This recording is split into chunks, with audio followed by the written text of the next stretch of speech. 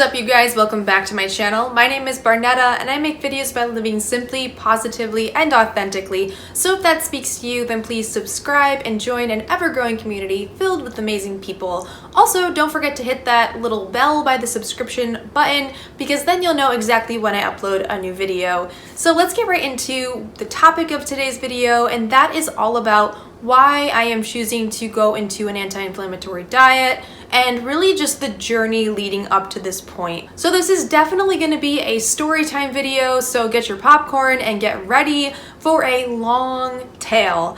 I actually have already filmed this video and I felt like it was good, but I definitely wanted to be much more uplifting than it was.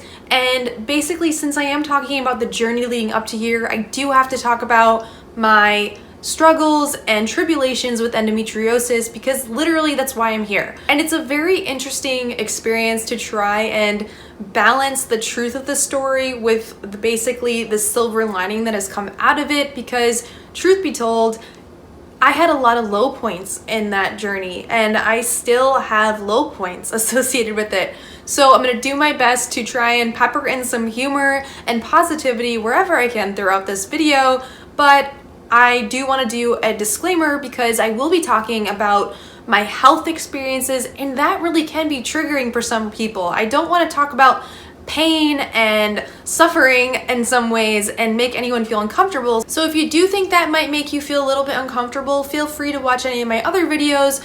And if you want to hang out for this whole experience, then let's get right into it. First, I want to talk about exactly what endometriosis is. And it is essentially an autoimmune disease in which the uterus lining grows outside of the uterus. The cells that grow outside of the uterus are called endometrial cells, hence the name endometriosis. And basically what happens with this disease is that you get a lot of chronic pain, and that is like the biggest emphasis of this disease. Horrible pain, and it can be anywhere from excruciatingly debilitating and to not that bad. And that's the weird thing about endometriosis, is that it's different for every single woman that it affects, and that pain could be anywhere from abdominal pain, pain when you go to the bathroom, pain when you're having sex. It really sucks. Other symptoms are fatigue and, like I said, issues with digestion, and then lastly, and worst of all, infertility. So like I said, a little depressing. I'm gonna try and make this happier as I go along. But full disclaimer, if you think that you may have endometriosis, please go to the doctor and talk with them and figure things out. And if for some reason that doctor doesn't believe you, go to another doctor. I'm going to talk a little bit more about my past experiences and you'll hear how I hit some hurdles along the way. When you have an invisible illness, sometimes it's really hard to get a diagnosis just because the symptoms are copycat symptoms and they're all over the place. So it's just one of those things, guys. It's not an exact science of how to get diagnosed with certain things. Just ask for a lot of tests. Ultimately, if you're persistent enough, you can get a diagnosis. It might just take a while. So back to my journey with endometriosis. I have to go all the way back to when I was a teenager. At the age of 13, I had my first experience with the disease, and that happened after I started my period. Ironically, it wasn't like right when I started my period, I was suddenly in a debilitatingly painful state. It was, I want to say, at least a few months after I started, maybe like 8 or so. I can't remember, it's a little blurry, but I know at the time with my first episode, I wasn't on my period.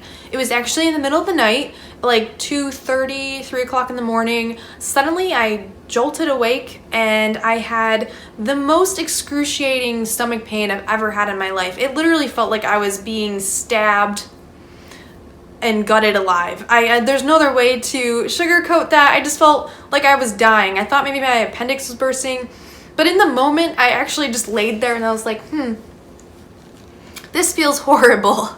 But maybe it's just a fluke. Maybe it's just a weird stomach ache and it will pass and I'll just lay here for a little while longer and see what happens. I think I laid there for like 30 to 45 minutes thinking that the pain would subside. It just got worse and worse and worse, and it got so bad that I figured I should go into the other room right next to mine, which is my parents, and tell them what was going on. So I went to get up to tell them what was up, and I literally fell to the floor. I was in so much pain I couldn't walk, so I crawled to my parents' room. Of course, they were shocked and surprised. They thought my appendix was probably bursting. So they both put arms underneath mine and carried me downstairs. I got my shoes on, they carried me out to the car and carried me to, well, they drove me to the ER and then they carried me into the ER. And during that time, I think I had to wait at least an hour in the waiting room before I got into the room to be, figured things out and treated. During that time, I had to go pee. So excruciating. It was just horrible, so horrible. And then fast forward to when I'm in the bed, laying there. I think I wasn't even treated for another hour or so. It's really hard to remember exactly how long it was because I was just laying there writhing in pain. They ended up giving me at least one shot of morphine, and that did nothing. It didn't curb the pain at all. It was just horrible. And what ended up happening was they did tests for like pregnancy and STDs. Everything came back negative. Of course, I knew it would. And then ultimately they just ended up giving me more morphine. I was only 120 pounds. So like I look back on that and think it's just so shocking that they were just pumping this little child with a ton of morphine. But like I get it because they needed to make me stable. So once the pain was gone, but I was just getting violently ill from the morphine, they let me get discharged and I went home, and I wish I could say that I was diagnosed pretty quickly after that with endo and I figured things out, but I didn't. I actually waited for a diagnosis for 7 years. 7 years. It was like biblical because the number 7 is significant, right? At least it wasn't 40 years. It was 7 years though. And throughout those 7 years, I went to a lot of doctors. I went with my mom so many times. Bless her. She's amazing. She was my advocate, my pillar of strength. So was my dad, but my mom was the one going to every single doctor's appointment with me, never diminishing what I went through. And just a side note on this story, if someone diminishes what you're going through and doesn't believe you when you say you feel horrible, then don't listen to them. They're not a good influence. I hope and I pray that anyone who's going through something like this has advocates and people that they can lean on, because I think that was literally what got me through my teen years.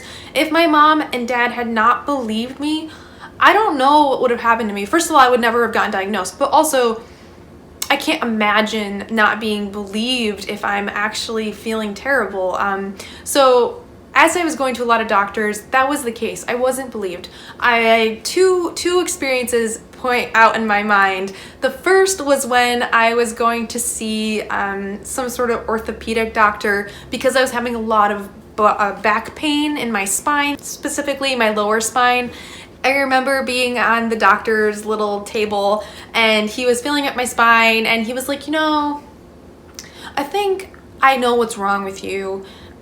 You probably are just going through a lot of changes. I can't even not laugh saying this because it's so stupid. You're probably just going through a lot of changes. You're walking through school and you're hunching because you just feel really insecure and nervous. And oh my God, like it's just so silly. He literally said that I was an insecure little girl and that's why I was writhing in pain from my back every month. What on earth? Who the frig says that? I look back on that now and I'm like, how patronizing. That's so ridiculous. Who gets back pain from insecurity? I don't know. People, I know doctors go through a lot of schooling, but that's just some lack of common sense. Again, he probably just didn't believe me and was just trying to say something. And in that same moment, he like poked a spot in my back and I turned white as a ghost due to pain and I almost passed out, but still it was because of insecurity, right? Obviously. And the second thing that happened, another bad experience with the doctor, was when I went to see, I think it was an oncologist. I remember him specifically being some sort of blood doctor, but I want to say it was oncology as well.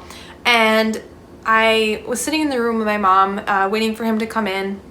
And he finally walks in and he like kind of like slaps my records on the table or the counter, and he sits down in his little doctor's stool, you know how they do, and he takes his glasses off, all scholarly, and he goes, I treat a lot of sick kids. These kids come in and they can't even walk and they're nearly on their deathbed. you are not sick, so I can't help you. That's pretty much all he said to me, and I don't remember thinking anything except, well, I feel terrible, so what do I do? And basically he kind of like escorted us out of the doctor's office and we just left. And that was really hard to hear. I was 15 at that time, and you know, that's just what it is when you have this weird invisible illness that has all these symptoms. People think either A, you're faking it, or you're being dramatic or something like that. And that sucks. So I didn't get diagnosed, went through high school almost failing classes because of being sick and not being able to go to class. And then finally, when I had already graduated high school, was working my little part-time job, I had a customer come in who was a pretty frequent customer, and that particular day I looked particularly sick, and she said, "Hey, Barnetta, what's wrong? You look like you really don't feel well." And I said, "Well, I don't feel well. I'm in a lot of pain right now, and I just feel horrible, and this is something I kind of go through pretty frequently, and today unfortunately I'm just having, you know, an attack, and it's how I'm doing." And she goes, "You know what, can I just ask you a few questions? They might be personal," but basically she started rattling off these things associated with my period and like all these questions specifically about endometriosis. And she goes, "You have endometriosis. You need to go to a doctor and talk to them about that and get a diagnosis, because I know you have it. I had to plan my wedding around endometriosis. I was infertile because of it, and I don't want you to have that. You're still young enough that you can get diagnosed and figure this out." And she was right. My mom and dad went with me to a new gynecologist, and specifically talked about endometriosis. I got diagnosed, and then I got my first and only laparoscopic surgery a few months later, and I'm happy to say that fixed a lot of my issues. And combining that surgery with a birth control pill specifically to help endometriosis, that worked great for me. And unfortunately, it only tapered off because I'm getting older, and every few years your body changes, so what used to work for me then doesn't work for me anymore. And of course, being this far past my surgery, I had that in 2009.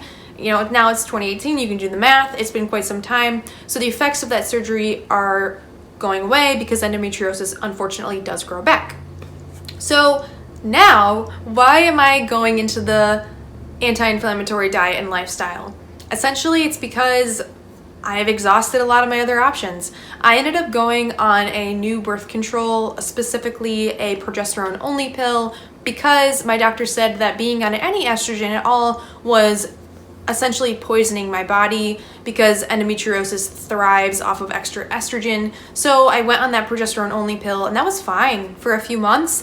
But then ultimately what ended up happening was I started getting very itchy, and it was not a cute or comfortable experience sitting there at work just like scratching and constantly fidgeting because my skin was so itchy. Seriously, like my bra, my jeans, everything would set off this itching. It got so bad that I actually got something called dermatography, where you can scratch and welts will just appear. So I could probably have written words on my skin and they would have literally raised on my skin. It was horrible. So I went back to my doctor and they said, "Well, you're allergic to that pill and every pill in that family most likely, so we're not going to treat you that way anymore. We're going to be giving you now hormone replacement therapy." What that meant was basically they just gave me progesterone only and no longer had me on birth controls due to the fact that I couldn't do the ones with estrogen and I couldn't do the ones with progesterone. So now I was there getting hormone replacement, and that was not fine at all. I wanted to talk about this on the channel, but I haven't really felt comfortable talking about it until now, because I definitely want this to be a place where you guys feel happy and comfortable and just a space where we can all kind of escape the trials and tribulations of everyday life. But I fell into a horrible chemically induced depression. And when you're in depression, I know some of you out there might be working through depression and you can probably understand this, but when you are in the middle of depression, it's very hard to be self-aware and understand you're going through that, because you have such a warped sense of reality and perception of yourself, of how things are. And through that time, basically, I was acting. I felt like I was going through the motions. So whether that was being happy or being sad or angry, I never actually felt anything. I started just pretending to feel the way I should feel. And that was the first sign that something was wrong. But then it got so bad, it spiraled enough that I started having very, very negative thoughts, very, very scary thoughts. And that is just something I've never had before. And this is like actually really hard for me to talk about. I can make more of a video on this if you guys want to, but I don't want to get too negative here. I just want to share the whole thing with you guys. But those dark thoughts immediately told me that I needed to basically get off of this pill ASAP as soon as I recognized that. So I took myself off of it, and I definitely am looking for a new doctor because I just feel like I've kind of outgrown that one. Even though he did my surgery and he's a great guy, I kind of just need someone who's going to go in a more holistic direction with me, since it seems like birth controls just truly aren't working for me. I'm sure there might be other ones that I can experiment with or other options I can look into, but I just want someone who kind of listens to me more in that way and helps me expand the way that my illness is treated. On top of that, I really don't have any other choices. Like, I need to talk to a doctor and figure out my options, but I also have to do every single thing I can to reduce the swelling and inflammation that endometriosis has caused on my body. And especially now that I'm at that age where CJ and I want to have kids, and I don't want to keep introducing too many new chemicals into my body and altering that state prior to having children, because I think that could just make it a lot harder. So I definitely need to make big changes. And I'm excited to say that I'll be doing a lot more installments on this series. I also want to increase the amount I post on my Instagram. So if you're not following me there, please follow me. I will put that name in this video somewhere here and also in the description box down below. I'll be chronicling things like what recipes I'm doing, what exercises I'm doing, and the journey overall. I will bring the recipes and exercises into this channel as well, but it's one of those things that it's kind of like one thing at a time, and it makes me a little bit nervous thinking about filming recipes and trying to experiment with expanding my ability to cook. So like I said, I want to cover the journey too, but it just might be in different ways. So follow me there. I meant what I said when I didn't want this to be a very dark video, even though I have talked about some of the most dark moments of my life. Despite those trials and tribulations, I do feel like I've become a better person because of it all. I feel like I've been able to become more empathetic and really listen to others when they say they're struggling. I've also learned to not diminish anyone else's perspective, because even though you may not have it the worst, it's still not a good experience for you. Remember that to have some empathy for others when they say something is tough for them. It really is tough from their perspective. And if you are going through something right now, whether you're dealing with an undiagnosed invisible illness, or in general you have an invisible illness and it's just hard for you to relate to others, or for you to get other people to understand what you are going through, you're not alone. There are others out there with you and understanding what you're going through, and I really do want this to be a community in which we can accept everyone, and this can be a safe haven for you and you can find support. So in those comment section down below, please let me know how you have made it past your own trials and tribulations, whether that is with an invisible illness or not. Whatever it's with, whatever you've gone through in your life, share that below and how you've overcome that and how you are rising above it if you are still going through it. Thank you guys so much for watching, and until the next time, remember that there is no one like you. You are loved and you are beautiful inside and out. I will see you guys in my next video. Bye!